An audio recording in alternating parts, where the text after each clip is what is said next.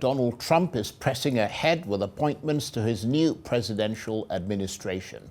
U.S. media are suggesting he will name the Florida Senator Marco Rubio as Secretary of State, making him the first Latino to hold the position of America's top diplomat.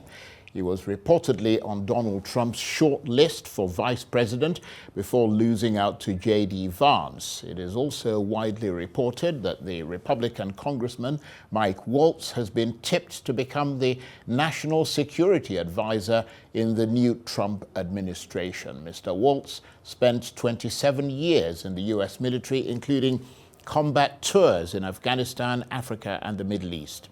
Mr. Trump has already named a chief of staff, a border czar, an ambassador to the United Nations, and an agency head, environment agency head.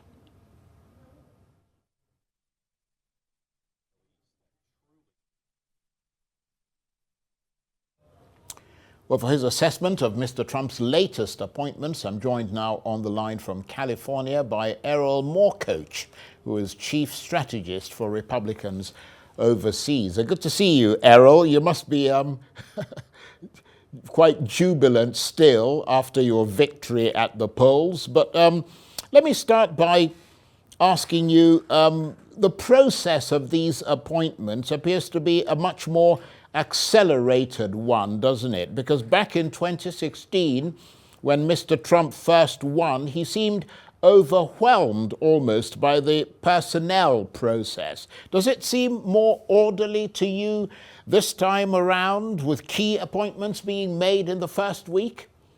Oh, absolutely, Charles. You hit the nail right on the head there. And Donald Trump was probably the first to admit it, not when he was president the first time, but first to admit it after the fact, that when he was elected, he did not have a plan in 2016, really. We saw almost a month from today was what it took to appoint Rex Tillerson as Secretary of State. So Donald Trump had a transition team that was self-funded, by the way. Very interesting. Most of the time, the transition teams for the challenging party are funded by the U.S. government. Donald Trump said, no, we don't want anybody from the Biden camp to be involved in our transition team. So he self-funded the transition team. And that team, with Tulsi Gabbard, RFK Jr., and a lot of other, big wigs in the party, they basically had come up with these selections well in advance. Rubio obviously was one of the more exciting ones to come out, but a lot of these people have been there with Trump for a long time. Maybe they were against him at first, using Rubio as an example. They had their words, or like J.D. Vance. And you've seen Donald Trump bring unique, different people into the fold this time. And that's because it's been pre-planned, it's been scripted. They're not going by the fly of their pants this time. And it's really nice to see that, Donald Trump isn't only going to be in there, but he's going to surround himself with the people that we want surrounding him. Because last time, that was his biggest mistake. He surrounded himself by people who didn't share his vision, didn't share the vision of the people who put him in office. And ultimately, that really sandbagged a lot of the policy his presidency could have achieved. So we're very happy with this situation currently. Well, I mean, I'm going to come to the question of Marco Rubio in a bit more detail in a moment, but I'm wondering how much these appointments point to blind loyalty to Mr. Trump, who is known to demand almost fanatical loyalty, and how much are these people who are highly regarded? Yeah, well, Donald Trump does value loyalty, and I think anybody who's in a position as him should, especially over the last 8 years that he's been through. The question is if their loyalty to Trump would outweigh their loyalty to the United States. I don't think so. I think they've all been proven to be loyal patriots, whether it be Rubio, whether it be Willis, whether it be Homan. These are people who are consummate American professionals. But when you are the executive branch and you're appointing your people, you gosh darn better hope they're loyal. And I think Donald Trump has put people who've shown themselves to be loyal. And that's something that, maybe people can castigate as seeming to be authoritarian or whatnot, but you have to keep in mind the gauntlet this man has gone through. So for him to rule effectively, especially with all three branches that he's gotten again by, the grace of statistics, we can say it's very rare to have this. Loyalty is key to enacting the president's policies, and more importantly to his constituents. We want him to have loyal people surrounding him. So I think it's a positive thing for the country. And the Marco Rubio, now, for all intents and purposes, the Secretary of State designate. We know that he has voted against providing military aid for the war in Ukraine and has supported Mr. Trump's America First policy, which seeks to keep the US out of foreign conflicts, hasn't he? Yes, I think, it's very exciting for a lot of us because this goes back to 1823, President Monroe, the Monroe Doctrine, essentially one of the founding principles of American foreign policy, that the Western Hemisphere is going to be off limits to European colonial powers. In the early 1900s, Roosevelt added the Roosevelt corollary to that to expand those powers, and that's what we used as justification during the Cold War, for example, in our hemisphere. And as the United States takes a step away from global conflicts and being the world police and rather to be a world mediator who's bringing about end of conflicts, I think it's really important that we have somebody like soon to be Secretary Rubio in power. Number one, he was in the Senate Intelligence Committee. He was in the Armed Services Committee. When he was a young senator, I was a kid, so he's actually grown up quite a bit, and he's no longer the young man in the Senate that he used to be. And he brings a wealth and breadth of experience in our hemisphere from north to south that I think is really important, whether that be bringing stability to Latin America. Random statistic, 6.5% of Nicaragua's population came to the United States in caravans during the last 4 years, 6.5%. So the idea, if we're going to build a verdant Western Hemisphere, we're going to certainly need to keep outside influencers outside. And somebody like Marco Rubio is going to lead that sort of bring it home policy. We don't want to have a war with the Russians. We want to find peace with the Russians. We don't want to have a perpetual war in Israel. We want to find peace there. But we also want to fix the problems we have in Latin America and South America, because this is our home and this is our side of the world. And certainly we want to work with our partners, not our side that we own it, but our side that we, are the hegemonic power of this side. So I think somebody like Marco Rubio is going to bring back that speak softly and carry a big stick policy through Latin America and South America. And it's something that America has sorely needed as we've turned our backs, very sadly, on our allies in our hemisphere. And we've seen the fact that a lot of them have broken to far left governments, whether that be Lula in Brazil or elsewhere, such as in Honduras. And we certainly want to see peace and prosperity, especially with the North America-Canada trade agreement. Perhaps we can expand that. Perhaps we can become a more verdant supplier of resources to our hemisphere. And somebody like Marco Rubio, we hope, can lead that charge.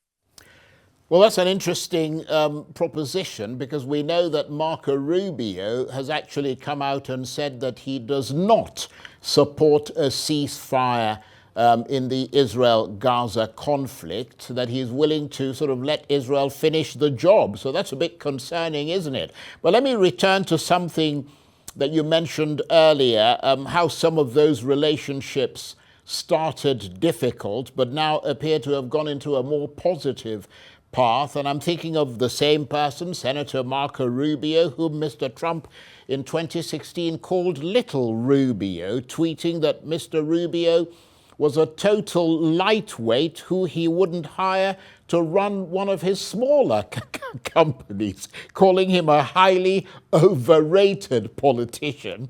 How much does the transition from that castigating assessment 8 years ago to possible Secretary of State today make sense to you? Well, I have to say that all's fair in love and war, and in a campaign, especially, those rules go out the window. Certainly, Marco Rubio said his fair share of derogatory things about President Trump, and President Trump hit back. I think he called him Little Marco and made fun of how he drinks water and has little hands and all sorts of things. But in the end, Donald Trump is, the unofficial governor of Florida, you can say, even though DeSantis is. And Marco Rubio is a Florida guy. And as time went by, as he saw Donald Trump's leadership, his opinion on Trump changed. He started to break with the establishment Republicans and realize, hey, Trump is actually going to deliver votes. And then you saw the Hispanic vote start to break for Trump. And that's where Rubio has made his bread and butter. And so I think if Donald Trump is able to forgive J.D. Vance for suggesting that he might be akin to Hitler, he certainly can forgive Marco Rubio for whatever Rubio said. I'm certainly Rubio isn't going to have thin skin. This is politics. This is how the game is played. It's not pretty, but these are just words. Sticks and stones may break my bones, but words will never hurt me. And I hope that Marco Rubio has tough skin, because he's going to need it for the next 4 years. Indeed. And in fact, Mr. Rubio was the one who said that the reason he's running for election into the Senate was to stop Donald Trump. But let's move on from that. I wonder, you touched on this briefly earlier. what insights you have into these selections and how they happen under Mr. Trump. I mean, I'm wondering whether calling it a process would be a bit of an over-characterization, and whether these are just connections and people that the president-elect likes and he's making visceral decisions about them, unlike the typical selection process that we see with other American presidents. You know, if it was Donald Trump by himself, I'd probably agree that there's not much of a process. That's how he operates. But in this case, there's somebody by the name of Susan Willis. And she is effectively almost like the dragon rider for Donald Trump. She has been the only person in history who Donald Trump will listen to and take counsel from. And that's why she's going to be Secretary of State. And, you know, she refuses to talk to the media. She operates behind the scenes. And she has been, you know, very involved in this transition team, as well as people like Tulsi and RFK Jr. and a lot of other surrogates. So while Donald Trump I would say this, if Donald Trump was behaving in his traditional fashion, you would not have had Marco Rubio chosen. You probably wouldn't have Lee Zeldin chosen for the EPA. He's definitely taken advice from people. Not that he doesn't like those people, but there's people who he likes better. So he certainly hasn't put his best friends in there. He's put people who his chief of staff has directed him as to be the best people. And she's the one who everybody watching the show really needs to go and do a little bit of deep dive in, because she's probably 90% of the reason why we were so successful in all three branches of the government. And she is a huge portion of this transition team. So I think a lot of credit needs to go to her, and a lot of credit needs to go to the rest of the team, because Donald Trump probably just got involved in this process now that he's won. And I don't think that he's only giving things out to his friends. As we just talked about, Rubio wasn't exactly his best friend, but he's an establishment guy who's kind of broken to the Trump side of things, who can sort of walk between both worlds. And he's probably a better choice than what a lot of us would have liked, which was going to be Vivek Ramaswamy. I wanted Vivek. Most people my age wanted Vivek. We thought it would be great, but we trust the president. We trust his judgment. And definitely if the president was just asked off the cuff, I think he would have chosen Vivek over Rubio. But with wise counsel and somebody like Susan Willis in the background, that's how Rubio and the rest of these men and women have been chosen going forward, especially Elisa Stefanik, who's going to be our UN representative. She's done a tiger's job for Donald Trump, and she's been rewarded for her good work, not just her name and loyalty. Well, Errol, I want to thank you very much indeed, because you've, as always, brought some clarity to these fairly cloudy issues. But Errol Morkoc is the chief strategist for Republicans overseas. He was talking to me on the line there from California.